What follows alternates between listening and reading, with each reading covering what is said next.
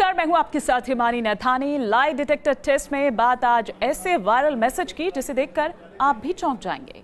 ये दावा किया गया है कि एक जगह ऐसी है जहां पानी उल्टा बहता है। आखिर क्या है इस दावे का सच और कहां है ऐसी जगह, देखिए हमारी ये पड़ताल।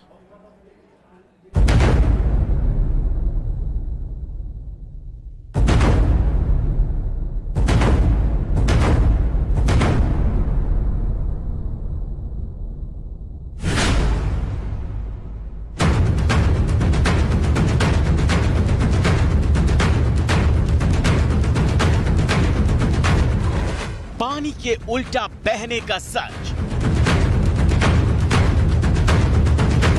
क्या कोई झरना उल्टा बह सकता है? क्या पानी नीचे से ऊपर की ओर जा सकता है? क्या पानी मैदान से पहाड़ की तरफ रुख कर सकता है?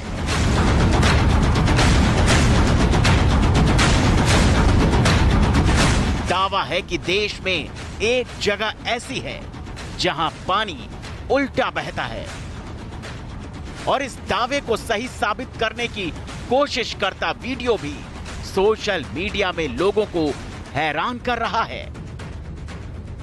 वीडियो में क्या है ये हम आपको आगे समझाएंगे। पहले इस वायरल वीडियो के शुरुआती 20 सेकंड देख लीजिए।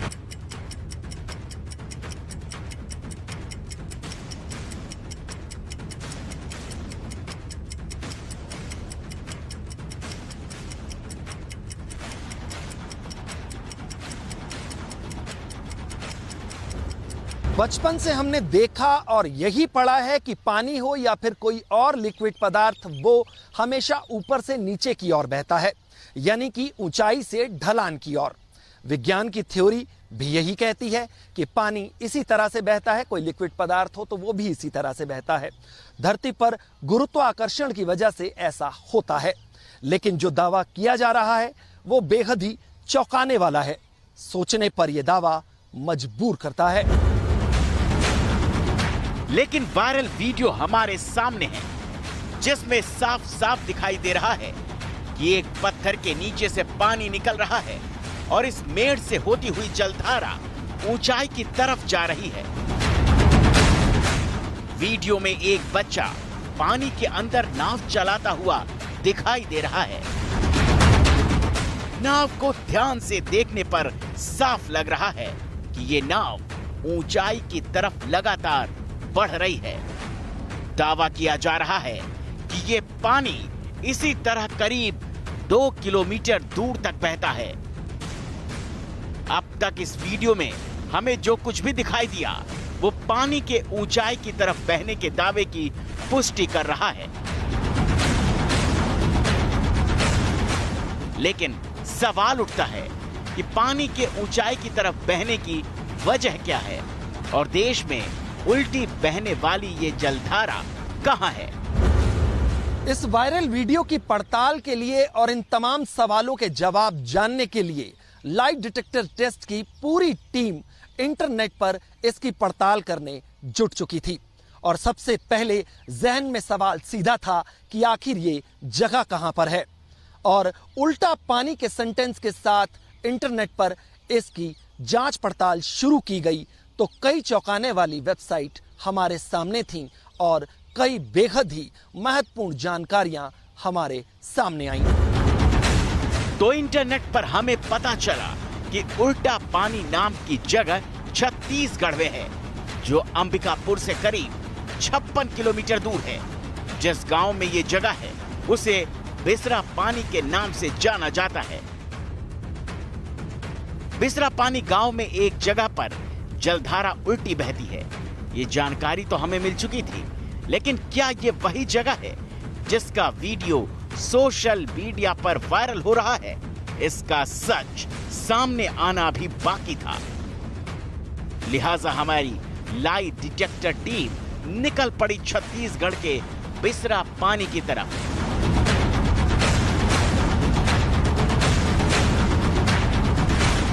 रास्ते में ही हमें कुछ लोगों से पता चला जिस मैनपॉट इलाके के करीब ये जगह है वो पर्यटन के लिहाज से काफी मशहूर है। हर साल सैकड़ों सैलानी इन खूबसूरत पहाड़ियों का दीदार करने आते हैं, लेकिन हमें इन पहाड़ियों में कोई दिलचस्पी नहीं थी। हम तो बस उस जगह पहुंचना चाहते थे जिस जगह पानी उल्टा बह रहा हो। तो जैसे ही हम मेन पॉट से कुछ आगे पहुंचे, हमें सड़क किनारे उल्टा पानी नाम का ये साइन बोर्ड लगा दिखा, जिस पर साफ साफ लिखा था कुदरत का करिश्मा, यहां पानी उल्टा बहता है। बस फिर क्या था, बोर्ड को देखते ही हमारी जिज्ञासा ज्यादा बढ़ गई। हमें इस बात का यकीन हो गया हम सही रास्ते पर हैं। कुछ दूर पहुंचते ही हमारी टीम को ये जगह दिखाई दी जहां पहले से कई लोग मौजूद थे। चौंकाने वाली बात ये कि हमें यहां जो तस्वीर दिखाई दी वो हूबहू वैसी ही थी जिसका वीडियो सोशल मीडिया में वायरल हो रहा है। हमारे कैमरामैन ने वो सभी दृश्य अपने कैमरे में कैद किए। देख सकते हैं ये वीडियो आपके सामने है, जिसमें वायरल दावा सही लग रहा है।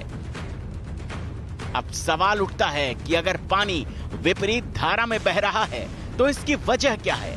इस सवाल का जवाब पता करने के लिए हमने देहरादून में फिजिक्स के जाने माने प्रोफेसर डॉक्टर रमेश कुमार से बात की। तो सुनिए उन्होंने क्या कहा। जो मेन कंसेप्ट होता है वो होता है कि वाटर हमेशा हायर एनर्जी से लोअर एनर्जी की तरफ होता है। जैसे वाटर जब हायर लेवल से लोअर लेवल पे जाता है, फ्लो करता है, जो नेचुरल वे में होता है, हमेशा होता है, तो उसमें जो एनर्जी होती है वो पोटेंशियल एनर्जी काफ़ी ज़्यादा होती है हाइट पे। जब वाटर नीचे की तरफ आता है तो वो पोटेंशियल एनर्जी धीरे धीरे कम होने लगती है। इसलिए वाटर का फ्लो हमेशा हायर लेवल से लोअर लेवल की तरफ होता है। लेकिन यहाँ पे जो ये बात आ रही है जिसमें कि वाटर लोअर लेवल से हायर लेवल की तरफ फ्लो हो रहा है, तो यहाँ भी कोई ना कोई कंसेप्ट ऐसा है जो कि एनर्जी का, चूँकि जो देखा जा रहा है उसको नकारा नहीं जा सकता, तो उस पर एक रिसर्च करने की ज़रूरत है और उस पर वाटर का ये देखना है कि जहाँ से वाटर ड्रेन आउट हो रहा है, बाहर आ रहा है, उसकी एनर्जी की क्या पोजीशन है। डॉक्टर रमेश कुमार ने हमें बताया कि पानी गुरुत्वाकर्षण के नियम पर बहता है। मुमकिन है कि पानी जिस दिशा में बह रहा है उस तरफ चुंबकीय क्षेत्र ज्यादा है। तो हमारी पड़ताल और एक्सपर्ट के बयान से साफ हो गया कि पानी के उल्टी दिशा में बहने का जो दावा सोशल मीडिया में किया जा रहा है वो सही है। लेकिन इसकी वजह क्या है, इसका पता लगाने के लिए रिसर्च की जरूरत है। Team News nation. अब बात उस वायरल वीडियो की जो ट्रेन में सफर करने वाले लोगों में सनसनी फैला रहा है। क्या मिनरल वाटर में मिलावट हो सकती है? क्या आपको जो पानी 20 रुपए प्रति लीटर मिलता है वो नकली हो सकता है? चलिए करते हैं ऐसे ही एक दावे की पड़ताल।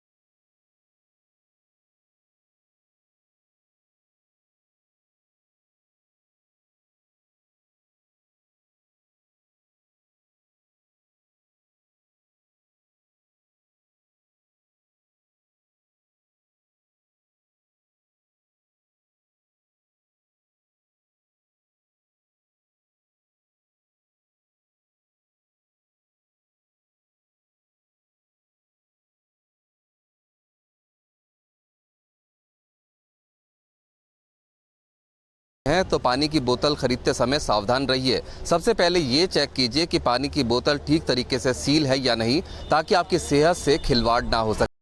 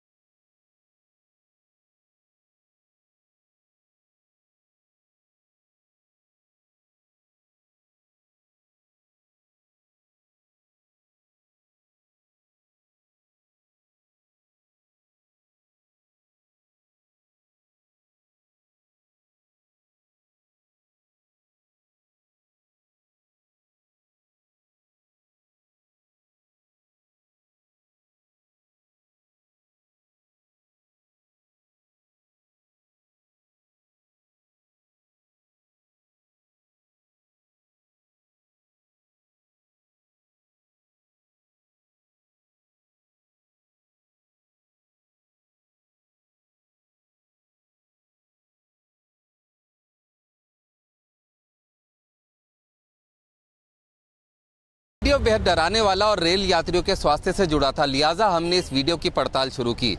ये वीडियो रेलवे स्टेशन का था, इसलिए हमने आरपीएफ से इस वीडियो के बारे में जब पूछा तब आरपीएफ के अधिकारियों ने बताया कि ये वीडियो दिल्ली के ही एक रेलवे स्टेशन का है।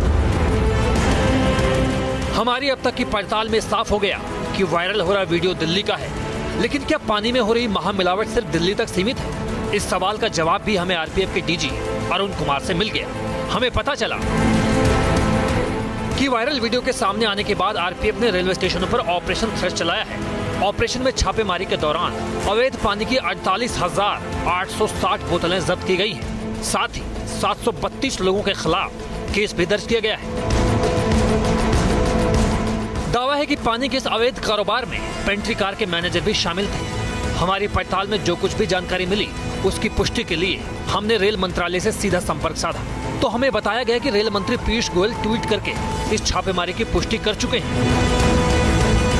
देखिए, रेल मंत्री का ये वही ट्वीट है जिसमें उन्होंने लिखा है कि नकली मिनरल बेचने वालों पर रेलवे की बड़ी कार्रवाई।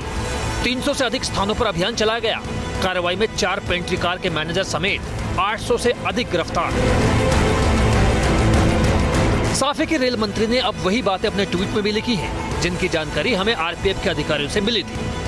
तो हमारी पड़ताल में साफ हो गया कि ट्रेनों में मिलने वाले बोतल बंद पानी में महामिलावट का जो दावा वायरल वीडियो के जरिए किया जा रहा है वो पूरी तरह सही है। Team News Nation. Lie detector test में बात उस दावे की जिसमें यह कहा जा रहा है कि एक बच्चे की जिंदगी बचाने के लिए 2 करोड़ के इंजेक्शन की जरूरत है। ये बात सुनकर आप चौंक गए होंगे। क्या ऐसी कोई बीमारी है जिसके इलाज के लिए 2 करोड़ के इंजेक्शन की जरूरत पड़े? आखिर क्या है इस वीडियो का सच? चलिए करते हैं इसकी भी पड़ताल। 2 करोड़ के इंजेक्शन का सच। सोशल मीडिया में इन दिनों एक खबर काफी सुर्खियां बटोर रही है। कई न्यूज पोर्टल ने भी इस खबर को वेबकास्ट किया है, जिसमें दावा किया जा रहा है कि बेटे के इलाज के लिए 2 करोड़ रुपए का इंजेक्शन चाहिए। अपनी पूरी जमीन बेच चुका पिता। वायरल खबर बेहद चौंकाने वाली है और इसमें किया जा रहा 2 करोड़ के इंजेक्शन की बात भी हैरान करती है। सवाल ये कि क्या ऐसा कोई इंजेक्शन है जिसकी कीमत 2 करोड़ रुपए है? अगर हाँ, तो ये इंजेक्शन किस बीमारी में लगता है? अगर नहीं, तो वायरल खबर का आधार क्या है?